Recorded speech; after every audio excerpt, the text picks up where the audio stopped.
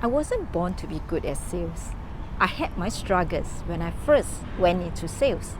I'm making this video to share with you how I got started in sales, and I hope to inspire you and be of encouragement to you. Upon my graduation from the Polytechnic, I was lost as I did not know what I should do. Together with my best friend, we looked through the newspaper recruitment advertisements and found a walk-in interview where no working experience was required. During the interview, I was asked to do a role play selling a pen. I couldn't remember what I said or did, but I guess I was good enough to be selected, and that was how my sales career started. My first sales job was with this publishing company, which my role was to get sponsorship and discuss joint promotion opportunities with retail businesses. The objective was to improve the privileges of our card holders. I was not sure how I should dress, and I was often criticized for my poor sense of dressing. I couldn't understand why my boss would be so particular about my dressing. In fact, I was even asked to go shopping with my lady boss so that she could pick the right clothes for me.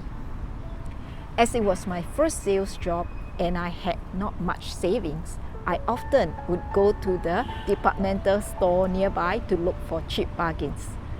Thankfully, we were given later on the work uniforms, which was a jacket and a matching skirt, as my boss wanted all of us to look presentable and consistent. However, I was not used to wearing this jacket as my job was mainly outdoors and I was not driving. I would be out under the hot sun for hours. I tend to perspire a lot as I traveled either by foot or by bus. There was no MRT then, and taking taxi was also not an option as I would not be reimbursed. I needed to carry a heavy briefcase loaded with product brochures and books. Some of the prospects even mistook me as an auditor. And when I returned to the office, I had to make sure I had my jacket on. Otherwise, I would be reprimanded by my senior colleague for not following the company's policy. There would always be a sales meeting held each morning, and we had to report our sales numbers for the day before. It was all about numbers. One would feel very stressed and humiliated if he or she reported a low sales figure, as my boss would start to question about the poor sales performance in front of everyone. I remember one particular guy who was often being called upon, and I felt sorry for him. We would usually end the meeting with a little cheer to boost our morale before we step out for our sales call. There was no customer base given, and I would have to seek out new prospects every day. Frankly, I was clueless, and I just combed through all the establishments I could think of, be it restaurants, sporting goods stores, or recreational centers. Every day was a new challenge as there was no repeat business, given the nature of the kind of business that we are in.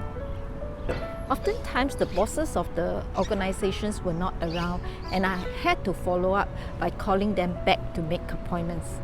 Not every call was successful, as they couldn't see how they could benefit from the joint partnership. However, I persevered on, and I would dare say that I covered almost the entire island during my 1.5 years working there. I had to think out the box and be resourceful. My target was to visit 10 companies per day. I also had to write reports of the companies I visited at the end of each single day. It can get rather boring and lonely at times, but I was glad to find a group of pleasant sales colleagues working alongside with me. Unfortunately, some of them found the job to be very stressful after a while, and gradually, one by one, decided to leave the company as they couldn't find enough prospects to visit. There was no sales script given, and I was expected to know how to approach prospects. It was very daunting at first when I met up with the bosses of the various companies. Imagine a young lady who had just graduated from school stepping into the corporate world and not knowing what to expect. I felt inferior and was lacking in confidence to speak with these bosses. I would fumble and my heart would pump very hard as I forced myself to face my fears head on. Gradually, I picked up enough courage to approach them. As I did not have any sales kit, I knew I needed something to show to my prospects to help them understand better what it would be like working with me. I took the initiative and used my creative juice to make a dummy advertisement with the prospect's company logo to pique the customer's interest. I'm proud to say that it had resulted in some successes as I got prospects to visualize how it would be like to be part of the membership program. Along the way, I met all sorts of customers, the nice as well as the nasty ones. I did not know how to deal with the nasty customers and felt rejected and miserable when they shoved me away. I even wondered if there was something wrong with me. However, with time, I got to realize it was part and parcel of sales.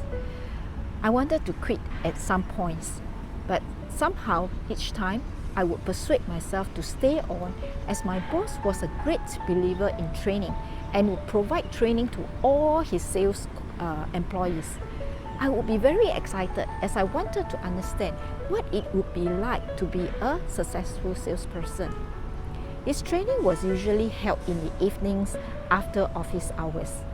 Frankly, it was quite tiring, especially after spending a long day out knocking on doors. Looking back, I'm still very grateful for those training sessions as he went through in great details the very fundamentals of selling the moment we entered the prospect's door. It could be as small as how to present our business cards, ensuring that the words on our business cards was facing the customer. I would say that he has also taught me how to be observant, looking at the office, and if there's any photos on the desk or pictures on the wall, it could prove to be good talking point. And I would also share with him my fears about meeting these bosses of the company, and he would always advise me to treat them just as human beings with big titles. And frankly, these trainings have actually given me a lot of a very good foundation, I must say. Although it was only a short stay of 1.5 years, but I had gained so much confidence of selling, and I successfully brought in over 300 establishments to be part of the company's membership program. I had also developed valuable traits like perseverance, discipline, resourcefulness, and communication skills. It was a tough start to my sales career, but I wouldn't exchange it for another job, even if I were to be given another chance. This rough beginning has helped shape me to be a better salesperson and to empathize with those who had a challenging time in sales. This is also the reason why I have gone into empowering salespeople to shorten their learning curve and to be more effective in selling through my sales training and coaching. So if you are new to sales and want to achieve better results, do feel free to reach out to me through my LinkedIn or my Facebook.